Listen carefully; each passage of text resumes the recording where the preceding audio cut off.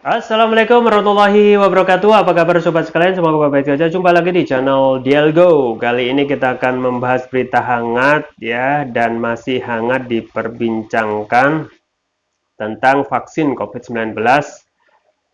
Ada yang berita yang ngeri-ngeri sedap ya. Ini dari berita dari Detik Health ya, tentang vaksin COVID-19 ya, dengan judul ratusan ribu vaksin COVID-19 kedaluarsa, Menkes angkat bicara ya. Langsung saja kita baca dan kita ulas ya. Menteri Kesehatan RI Menkes Budi Gunadi Sadikin memaparkan ada ratusan ribu vaksin COVID-19 yang kedaluarsa. Vaksin yang mendekati tanggal kedaluarsa tersebut kebanyakan donasi dari beberapa negara untuk Indonesia. AstraZeneca, Pfizer, dan Moderna itu expire date-nya dekat. Ya. Vaksin donasi ini diberikan oleh negara-negara maju karena mereka sudah beli duluan sejak lama. Beber Menkes dalam rapat bersama Komisi 9 DPR RI Senin 17 Januari. Menkes menamakan penumpukan vaksin kedaluarsa sudah ada sejak November 2021. Sebanyak 95 atau 97% vaksin tersebut berasal dari donasi dari negara-negara maju yang disumbangkan ke WHO dan COVAX. Indonesia menjadi salah satu negara yang mendapatkan pasokan vaksin gratis terbanyak dari COVAX karena pelaksanaan vaksinasinya disebut cepat dan rantai dingin, juga tempat penyimpanan vaksin yang tersedia, tidak seperti di negara lainnya. Pengalaman WHO pada saat dia kirim ke Afrika tidak bisa dipakai karena memang rantai dingin yang nggak ada dan vaksinasinya pelan sehingga akibatnya banyak sekali yang expired di Afrika, pungkas Menkes. Ya.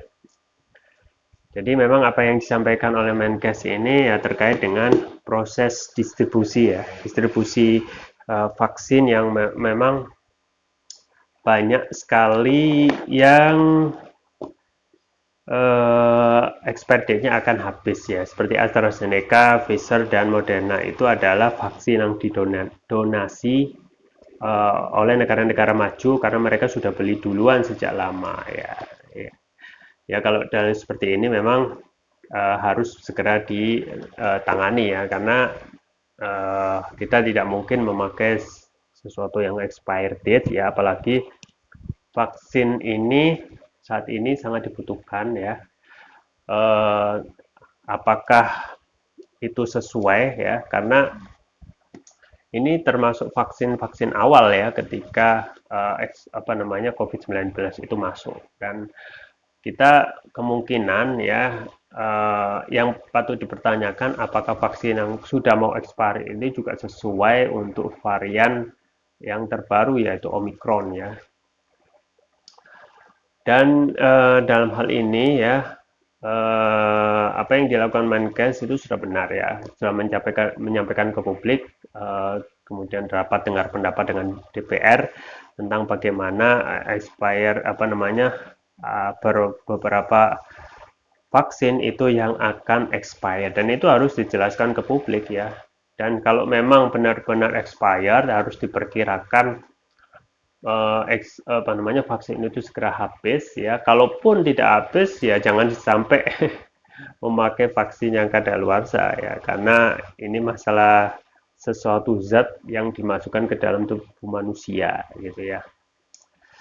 Sobat sekalian yang dirahmati oleh Allah ya, saat ini untuk perkembangan Omicron sendiri memang lajunya sangat cepat ya, dan itu sudah sering kali disampaikan bahwasanya vaksin ataupun varian Omicron itu memang sangat cepat ya penularannya, dan tetapi memang tidak begitu parah gitu. Artinya seseorang itu bisa sembuh beberapa hari setelah misalnya ketularan varian Omicron ya. Yang paling penting memang orang tersebut tidak mempunyai komorbid ya. Tetapi kondisi sekarang itu berbeda, sobat sekalian, dengan kondisi pada awal-awal COVID itu masuk di Indonesia, yaitu Maret 2020 yang sudah dinyatakan bahaya darurat ya, kondisi darurat, sehingga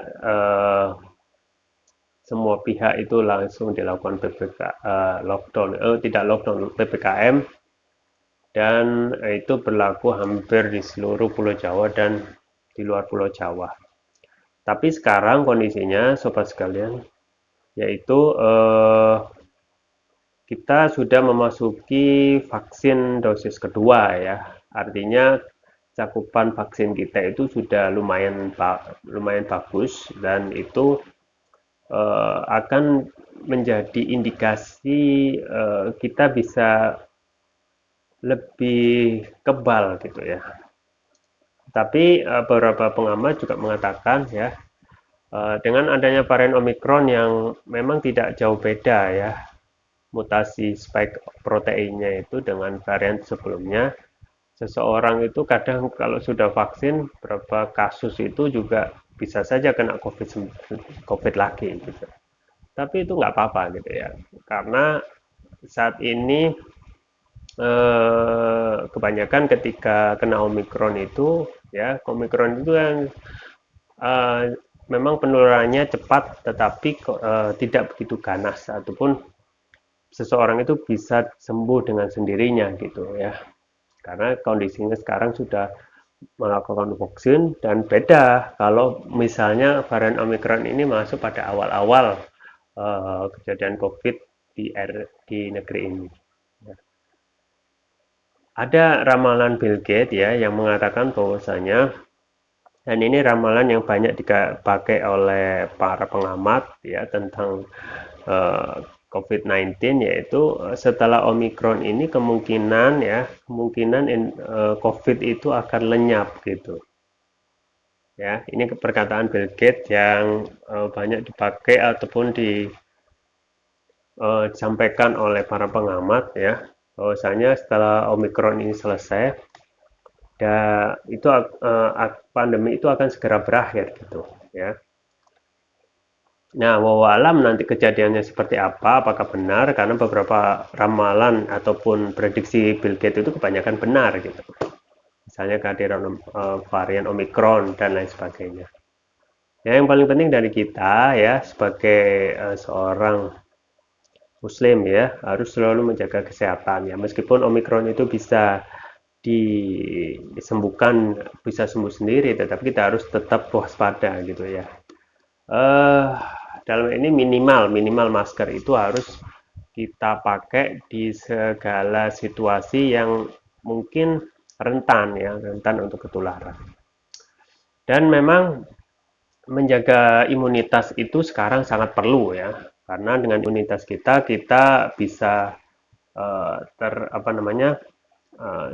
untuk supaya kita tidak gampang terkena atau terjangkit virus Omicron. Ada produk kesehatan yang kami rekomendasikan, yaitu terus mengkonsumsi propolis, dan propolis yang saya rekomendasikan yaitu Turkish Propolis Ruqyah ya. Ini Turkish Propolis Ruqyah ini, yang merah ini adalah propolis yang mempunyai banyak sekali manfaat. Di antaranya yang membedakan dengan propolis yang lain adalah ada teknologi nano untuk meningkatkan kelarutan dan penyerapan oleh tubuh ya. Jadi ketika produk kesehatan itu ada teknologi nano, itu akan mempercepat ya penyembuhan segala macam penyakit. Dan ini adalah produk yang dari Turki, dan Turki itu adalah merupakan negara dengan penghasil madu terbesar kedua di dunia, otomatis produksi propolisnya juga melimpah. Ada juga Ruqyah di dalam botol ini ya, TPR, Turkish Propolis Ruqyah. Kita ketahui Ruqyah itu adalah terapi yang sangat dianjurkan karena dapat mengobati penyakit medis dan non-medis. Non-medis itu seperti gangguan jin dan lain sebagainya. Untuk penyakit medis antara lain yang bisa diatasi dengan Turkish Propolis Ruqyah antara lain untuk penyakit kolesterol, diabetes ya, asam urat. Kemudian bisa untuk batuk pilek ya. Batuk pilek ini kita ketahui adalah banyak yang dialami atau gejala yang sering dialami penderita Omicron ya. Itu bisa untuk terus menjaga kesehatan dengan mengkonsumsi ini agar badan sehat selalu. Kemudian untuk tumor, mah, kanker, ya, ginjal, amandel, jantung. Itu ternyata bisa, ya. Anda bisa coba sendiri ya. Anda bisa sendiri, kalaupun itu cocok ya, itu bisa langsung diteruskan. Dan untuk menjaga kondisi sebelum sakit juga bisa terus mengkonsumsi ini. Ada juga varian yang lain yaitu Turkish Propolis Rukia yang ini ya. Turkish Propolis yang ungu ini adalah untuk nutrisi otak dan meningkatkan konsentrasi ya. Dan konsentrasi kemudian membantu proses pertumbuhan buat anak dan remaja. Juga untuk mengatasi gangguan migrain ya, sering sakit kepala berkelanjutan. Kemudian untuk meningkatkan kecerdasan anak dan remaja, memudahkan anak dan remaja menghafal pelajaran. Nah, ini cocok buat mereka yang sedang dalam masa pertumbuhan. Tetapi dewasa juga bisa. Yang penting ini adalah untuk nutrisi otak. Link pembelian ada di deskripsi ya. Jangan lupa untuk mencoba produk Turkish Propolis ini secara rutin.